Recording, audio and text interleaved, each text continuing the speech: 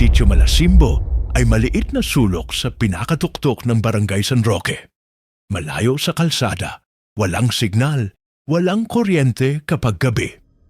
Karamihan sa mga residente dito, matatanda. Iilan lang ang batang naglalaro sa araw. Ngunit bago magtakip silim, lahat sila naglalaho na parang usok. Noong unang beses kong marating ang sitio, kasama ko si Mang Lupo, ang caretaker ng lumang kubo ng lolo ko. Wala na si lolo, kaya ako ang nagmana ng lupa. Gusto ko sanang ayusin ang lumang bahay, baka sakaling mapuntahan sa weekend o pang-retreat kapag pagod sa Maynila. Pero hindi ko alam na ang Sitio Malasimbo pala, hindi tulad ng normal na lugar. Basta iho, sabi ni Mang Lupo habang tinatahak namin ang putikang daan. Pag may nakita kang balete rito, huwag mong titigaan ng matagal, lalo na pag gumagalaw ang mga ugat. Akala ko nagbibiro lang siya, tumawa pa ako. Pero hindi tumawa si Mang Lupo, mas lalo siyang nanigas. Pagdating namin sa kubo ni Lolo, halatang matagal nang walang nakatira. Amoy alikabok, amoy lupa, amoy lumang gabi. Napalunok ako. Bukas na po natin linisin, sabi ko, gabi na rin kasi. Tumango si Mang Lupo, pero bago siya umalis, nilapitan niya ako. Mabigat ang boses niya, parang may tinatago. Iho, pag may narinig kang kabayo ngayong gabi, kahit anong mangyari, huwag kang sisilip sa bintana. Napangiti ako pilit man. Kabayo po? Sa bundok na ganito? Hindi siya ngumiti pabalik. Minsan iho, hindi kabayo ang kabayo. At iniwan niya ako doon mag-isa. Pagkatapos kong mag-ayos, naglatag ako ng banig at humiga. Dinig ko ang kuliglig, ang ihip ng hangin, at ang kaluskos ng mga sanga sa labas. Normal, tahimik, walang kakaiba. Hanggang sa bandang 11:00, may narinig akong mabigat na yabag. Hindi tao, hindi rin unggoy. Parang chok, chok, chok. Malaking paa na may bakal. Mabigat, mabagal, sinusukat ang lupa. Kumabog ang dibdib ko. Hindi ako gumalaw. Ang yabag palapit ng palapit. Chok, chok, chok. Hanggang sa naramdaman kong parang may humihinga sa labas ng dingding. Mahaba, malalim, malakas. Humigpit ang hawak ko sa banig. Pagkatapos may nagkaluskos sa bubong. Parang may malaking hayop na gumagapang. Pero walang kasing laki ng ganun dito sa bundok. Habang nakahiga ako, narinig ko ang isang tunog na hindi ko makakalimutan. Isang mahabang ungol ng kabayo, pero hindi normal. Parang nahihirapan, parang galit, at parang nasa mismong ibabaw ko ang tunog. Hindi ako nakapagsalita. Ang buong katawan ko parang nakapako. Naramdaman kong may tumulo mula sa bubong. Akala ko tubig, pero nang matapat sa braso ko, malapot, mainit, at amoy dugo. Natuyuan ang lalamunan ko. Hindi ko alam kung ilang minuto akong hindi gumagalaw. Pero nang nawala ang yabag, nawala rin ang tunog. Unti-unting bumalik ang kuliglig. Parang wala lang nangyari. Pero sa loob ko, alam kong hindi normal yon. At simula noong gabing yon, hindi na ako nakatulog ng kampante. Kinabukasan, pumunta ako sa bukid para kumuha ng tubig mula sa poso. Pero pagdaan ko sa gilid ng sitio, may malaking balete. Malaki, mas madilim pa sa anino. Yung mga ugat parang gumagapang. Parang maraming kamay na nakatingala sa langit. At sa gitna nito, may nakasabit na lubid. Kinakalawang, mahaba. Parang dati nang may binitay dito. Napaatras ako. Biglang may batang babae na lumapit, nakasuot ng lumang bestida. Kuya, mahina ang boses niya. Wag mong tinitigan yan. Nagagalit siya. Bakit? Tanong ko. Ngumanga ang bata, pero hindi dahil sasagot. Ngumanga siya dahil natatakot. Nanginginig ang labi niya. Pag may tumawag sa pangalan mo mula sa balete, kahit boses ng nanay mo, wag kang lilingon. Hindi ko na naitanong kung bakit dahil bigla siyang tumakbo palayo. Ako naiwan, nakatitig sa balete. At doon ko nakita isa sa mga ugat dahan-dahang gumagalaw. Parang ahas, parang humihinga. Hindi iyon hangin, hindi iyon imahinasyon. May nilalang na gumagamit ng balete bilang katawan. at doon nagsimulang manginig ang sikmura ko. Gabi ulit. Malamig. Mabigat ang hangin. Nasa loob ako ng kubo. Pinatay ko ang apoy dahil sabi ni Mang Lupo, huwag kang magpapansin sa tikbalang. Tahimik. Tahimik nang masyado. Hanggang sa naramdaman kong gumalaw ang lupa sa ilalim ng kubo. Parang may dumadaan na mabigat. Hindi yabag. Hindi kabayo. Parang malaking hayop na dinadala ng lupa. Tumayo ako, kinuha ang lampara.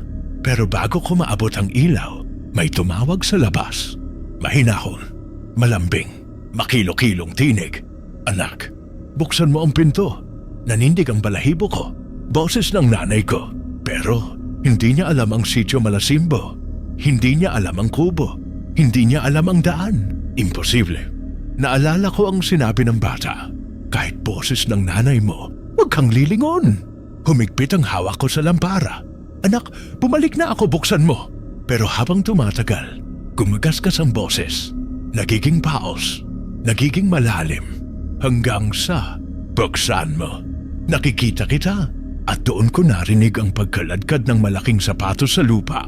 Hensong paggalaw ng maraming ugat sa ilalim ng bahay. Ang tikbalang, hindi lang lumilipat ng lugar. Binabaluktot niya ang mundo sa paligid mo. Hindi ko alam kung paano ko nabuo ang loob para sumilip sa maliit na siwang ng dingding. Pero nang ginawa ko, nakasalubong ko ang dalawang matang pula. Nakabaliktad ang ulo. Ulo ng kabayo. Nakabitin pataob mula sa bubong ng kubo. Mabangis. Humihingal. At ngumingiwi ang nguso, parang nakangiti. At sa ilaw ng buwan, nakita ko ang isang bagay. Sa ilalim ng balete, may nakasabit na katawan ng tao. Nakasaklang sa sanga. Nakadikit ang mukha sa ugat. Parang hinihigop at yung mga mata ng ulo ng kabayo nakatingin diretso sa akin. At sinabi niya, sa boses na parang libu-libong basag na boses, halika, ikaw ang susunod. Pagkadilat ko, hindi ko agad naintindihan kung saan ako naroroon. Madilim, malamig, basa ang lupa. At may amoy na parang pinaghalong bulok na kahoy at lumang damit na hindi natuyo sa ulan. Nasa ilalim ako ng isang makapal na lilim. At nang tumingin ako pataas, doon ko nakita ang hindi ko dapat makita. Nasa loob ako ng ugat ng balete. Hindi yung parang lungga na simpleng butas. Hindi. Para akong nakaipit sa loob ng isang malaking ribcage na gawa sa ugat. Bawat hibla nakapulupot sa paligid ko. Parang sinadyang gumawa ng silid para sa kung anuman ang nakatira dito. May hinahaplos na parang hangin sa batok ko. Pero hindi siya hangin. Mabigat siya. Mainit. At parang may naglalakad sa ibabaw ng puno. Doon ako nanginig. Hindi siya ibon, hindi pusa, hindi aso. Malalaking yabag, mahahaba, mabibigat. At bawat tapak ay parang sinusubukang basagin ang kahoy. Tikba lang. Hindi ko alam kung bakit ako dinala ng balete dito. O kung bakit sinusundan ng nilalang na yon. Pero isang bagay ang malinaw. Hindi ako ligtas. May kaluskos mula sa kanan ko. Mabagal. Padulas, para bang may gumagapang sa ilalim ng lupa. Nang tumingin ako, may isang mata na nakasilip mula sa pagitan ng ugat. Isang mata, kulay pula, nakangiti. At hindi tikba lang ang nangiti na yon. May payat na aninong gumuhit mula sa pagitan ng mga ugat. Pahaba ang mukha, parang balat na tuyo at walang buhok. Para siyang taong pinasingaw sa araw, iniwanang gusot at pinabalik sa buhay. Mahaba ang daliri, sobra sa dapat, at may hawak siyang piraso ng tela, kulay puti, na parang damit ng bata. Umusog ako pa atras pero may tumukod sa likod ko. Isang malaking ngipin. Hindi tao, hindi hayop, ugat. Pero hindi normal na ugat. Kasi gumagalaw siya. Tinutulak ako pabalik sa gitna ng silid na parang sinasadyang ihain ako sa nilalang na nakangiti. Doon ko narinig ang unang ungol niya. Hahaha! Hindi siya tunog ng tao. Hindi tunog ng hayop. Parang tunog ng tuyong dahon na nilalamunan ng sariling ugat. Hindi ko alam bakit pero nagsalita siya ng mahina. Bumalik ka sa kanya. Hindi ko naintindihan, pero sa tono pa lang, alam kong hindi ako dapat manatili. Sinubukan kong sumiksik papalabas. Hinawakan ko ang isang ugat. Mali. Mali talaga. Kasi paghawak ko, parang balat siya ng nabubuhay na bagay. Mainit, humihinga, at umiindayog. Walang nakakabalik, bulong ng boses. Tumayo ang aninong nilalang at doon ko nakita ng malinaw ang katawan niya. Wala siyang tuhod, parang baliktad ang binti. Para siyang inalsang bangkay na tinayuan ng kung sinong may galit sa buong mundo. Tapos nagbago ang hangin. Umuga ang lupa, umalingaw-ngaw ang yabag, at may mainit na hangin na pumasok sa siwang ng ugat. Tikba lang, narinig ko siyang huminga. Malakas, mahaba, parang garganteng kumakain ng aso. Tapos biglang sumisitsit ang mga ugat sa paligid ko. Naguunahan magtanggal, nagbubukas ng daan palabas. Hindi dahil inililigtas nila ako. Hindi, dahil bigla silang tumigil. Tahimik, parang natatakot, at doon ko naintindihan, walang halimaw sa gubat ang kayang tumapat. Sa tikba lang, kahit ang ugat ng balete, natitigil kapag dumarating siya. Nang mahanap ng tikbalang ang siwang ng lungga, sumilay ang liwanag mula sa basag na ugat. At sa liwanag na iyon, nakita ko ang kalahati ng mukha niya. Kabayo ang ulo, tao ang katawan, mahaba ang buhok, pula ang mata, at ang hininga niya parang usok ng nasusunog na gulong. Hindi ako gumalaw, hindi ako huminga, pero siya lumapit. Mabagal, sigurado. Para bang alam niyang ako ang pakay. Para bang hinihintay niya lang akong magkamali. Hinila ko ang sarili ko paatras, pero hindi pa ako nakakalayo. May kamay na humawak sa bukong-bukong ko. Yung payat na nilalang kanina. Nakabaon ang mga kuko niya sa balat ko. Pinipigilan akong tumakbo. Sa kanya ka, hindi sa amin! Sumigaw ako. Isang sigaw na hindi ko alam kung narinig pa ng mundo dahil sinakal ng katahimikan ang buong paligid. Anste, pumaso yung tikba lang. Hindi siya naglakad. Hindi siya tumakbo. Parang lumipad siya papasok. Isang iglap lang, hawak niya ang aninong nilalang sa leeg. Itinaas ng parang basahan at pinilipit. Isang malakas na crack ang bumasag sa loob ng lungga. Tumulo ang itim na likido sa lupa. Sa unang pagkakataon, nakita ko ang tikbalang na nakatingin diretso sa akin. Hindi ko kayang gumalaw. Hindi ako makahinga. Hindi ko alam kung bakit hindi pa niya ako inuubos. Pero bago pa ako makatakbo, bigla siyang nagbukas ng bibig. At nagsalita siya. Pero hindi boses ng halimaw, kundi boses ng tao. Malinaw, malalim, galit. Bakit ka nakabalik sa sityo? Parang bumagsak ang mundo. Hindi ko alam kung ano ang mas nakakatakot. Ang tikbalang na marunong magsalita o ang katotohanang hinihintay niya pala ako. Dahan-dahan siyang lumapit, tumigil sa mismong harapan ko at muling nagsalita. Hindi ka natapos kunin ng balete. At sa huling segundo bago ako mawala ng malay, nadama ko ang hininga niya sa tenga ko. Ngayon, akin ka na. Nang magising ako, hindi na ako nasa ilalim ng balete. Nasa gitna ako ng isang lumang kalsadang lupa na hindi ko kilala. May mga tuyong dahon sa paligid, may mga bato, at may mahabang bakod na kawayan na pinalilibutan ng alon ng hamog. Tahimik ang lahat, pero hindi na iyon yung normal na katahimikan. Ito yung katahimikang parang may nagmamasid, parang may humihinga sa mismong batok ko. Pagangat ko ng ulo, dun ko siya nakita. Ang tikba lang, nakatayo lang siya sa gilid. Ang kalahati ng katawan niya natatakpan ng usok na hindi ko alam kung saan nanggagaling. Nakadapa ang ulo niyang parang kabayo, mahaba ang buhok na parang galamay ng gabi, at ang mga mata niya hindi pula, hindi itim, kundi parang apoy na namamatay at muling nabubuhay. Hindi siya gumagalaw, hindi rin ako ginagalaw. Sa mahabang segundo, tanging hininga niya lang ang gumalaw sa hangin. Tapos, bigla siyang nagsalita sa boses na hindi bagay sa isang nilalang na ganun ang anyo. Dito ka dinala ng balete dahil ikaw ang nawawala. Napakapit ako sa lupa. Anong ibig mong sabihin? Lumapit siya ng mabagal at sa bawat hakbang parang humahaba ang anino niya. Hindi ikaw ang hinahanap ng mga tao, bulong niya. Matagal ka nang kinuha dito. Hindi ko gets. Hindi ako galing dito. Hindi ako taga-sityo. Tumigil siya sa mismong harapan ko. At doon ko nakita ang isang hindi ko kailanman makalimutan. Ang mukha niya sa ilalim ng anino.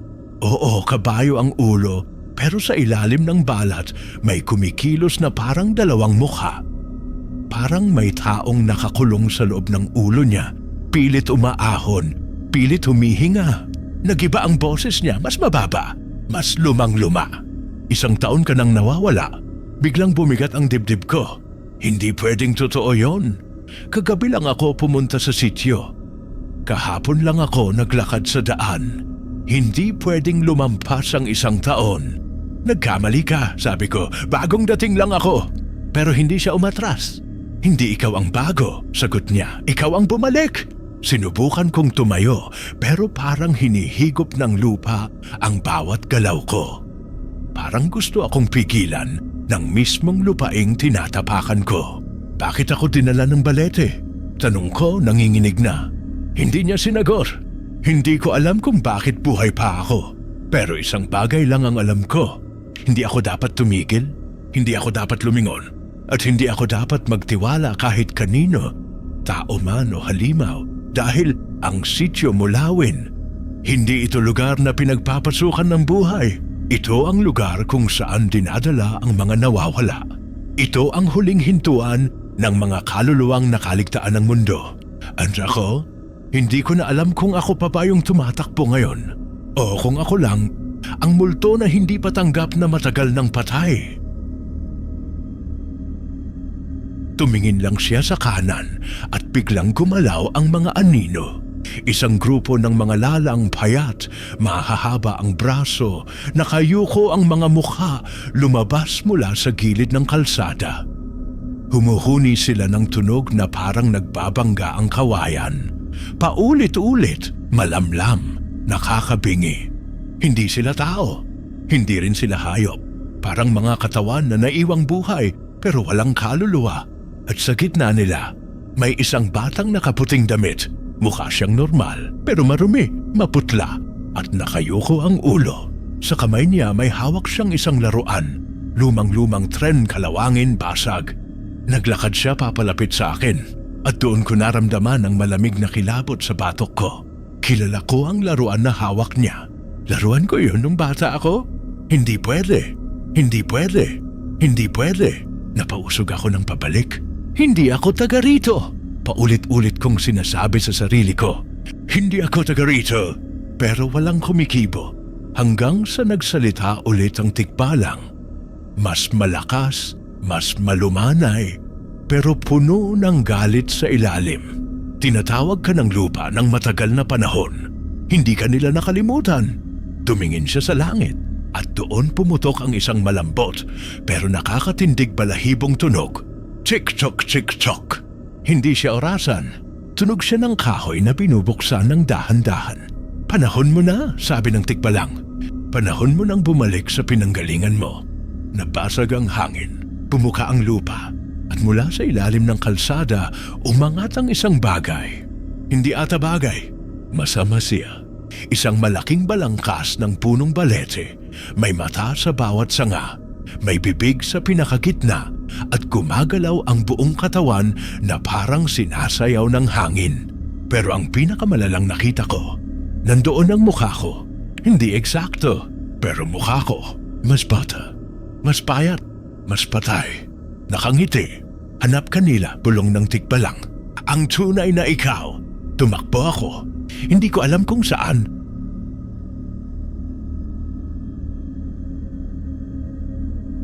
Mabigat ang bawat hakbang ko. Parang may nagbabantay sa bawat galaw ko. Ang lupa sa sityo Mulawin ay hindi basta lupa. Parang humihinga. Bawat hakbang may humihila. Bawat ihip ng hangin may humihila sa balikat ko. Sa harapan ko, lumilitaw ang balete. Hindi lang isang puno. Hindi simpleng balete. Parang dambuhalang nilalang na puno ng ugat, mata o bibig. Parang punong may buhay, at galit sa mga taong humahawak sa lupa niya. Sa ilalim ng mga ugat, nakita ko siya. Tikbalang, nakatayo sa gitna, nakatingin sa akin. Hawak ang lumang batang nilalang, mukha ko. Ngunit mas bata, mas payat, mas walang kaluluwa. Panahon mo na, sabi niya. At ramdam ko ang init ng hininga niya sa batok ko. Parang apoy at yelo na sabay pumapasok sa katawan ko. Humarap ako sa puno. Ang balete ay kumikilos, parang gumagala sa lupa at hangin sabay-sabay. Isang ugat ang tumulak sa akin, parang gusto akong ipitin sa loob. Tumakbo ako, tumalon ako, pero bawat galaw, parang sinusukol ng lupa at ugat. Bigla narinig ko ang isang tinig. Hindi tao, hindi kabayo. Isa itong tinig mula sa nakaraan. Ito ang sumpa ng aming sityo, bulong ng tinig. Ang lahat ng nawawala dito nagtatapos at bawat taong lumalapit haharap sa nakaligtaan. Nakakita ako ng isang lumang nakasulat sa bato. Halos maputol na ang mga letra. Ang tikbalang at balete ang tagapagbantay ng mga naligtas sa mundo. Hindi ako makapaniwala. Hindi ako dapat narito. Pero narito ako. At alam kong kung gagalawin ko ang mali, hindi ako makakalabas. Lumapit ang tikbalang. Ngunit sa halip na umatake, tumigil siya sa harap ko. Pinakita niya ang kamay niya. Dito ko nakita ang balanse. Kamay ng kabayo, balat ng tao, at mga bakas ng lumang digmaan sa balat niya. Kung gusto mong makaligtas, sabi niya, kailangan mong harapin ang sarili mo. At doon ko naintindihan, ang batang nilalang na hawak niya, ako pala, ang nawawala, ang patay. Ang bahagi ng aking nakaraan na hindi ko inaalala. Bakit ako narito? Dahil lumihis ako sa tama. Dahil may tinago akong alaala. Dahil may sinubukan akong takasan sa buhay. Buang sityo mulawin, humuhugot sa mga iyon. Kinakailangan nilang makumpleto ang siklo. Huminga ako ng malalim. Pinilit kong harapin ang sarili ko. Ang nakalimutan, ang natakot, ang bahagi ng pagkabata ko. Tumayo ako, tumingin sa tikbalang. At sa lakas ng loob sinabi ko, hindi ako takot sa iyo. Hindi ako takot sa balete. Hindi ako patutuloy sa nakaraan kong pagkakamali. Biglang kumislap ang mga mata ng tikbalang. Parang sinusukat niya kung totoo ang sinasabi ko. At pagkatapos ngumiti siya, hindi galit, hindi malupit. Ngumiti parang tao. Ang balete bumagal ang kilos. Huminto ang mga ugat. Parang huminga rin siya. At ang batang mukha napalitan ng normal na mukha ko. Bumalik ang sarili ko. Ngunit alam ko, hindi pa tapos. Kailangan ko pang makalabas. Tumakbo ako sa kalsada. Ang buong sityo tila gumagalaw. Ugaling balete, hangin at lupa nakatutok sa akin. Pero bawat hakbang ramdam ko, hindi galit ang tikbalang. Bantay siya, tagapangalaga. Hindi makakawala ang sino mang nawawala, kundi kung handa na silang harapin ang sarili. Paglapit ko sa dulo ng kalsada, naramdaman ko ang liwanag.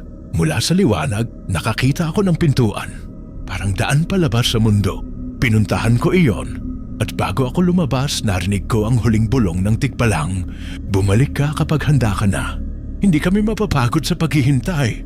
Lumabas ako sa sityo Mulawin. Bago ko pa man mapagsaluhan ng hangin sa labas, bumalik ang normal na katahimikan. Kuliglig, hangin, aso at mga bata sa baryo. Parang walang nangyari. Ngunit sa dibdib ko, alam ko, hindi na ako makakalimot. At sa gabi, kapag tahimik ang mundo, alam ko naghihintay siya. Ang tikbalang, ang balete, ang sityo Mulawin. At sa bawat taong nawawala, hihilingin nila ang kapatawaran. Ngunit ang tunay na kaligtasan ay makakamtan lamang kung haharapin ang sarili.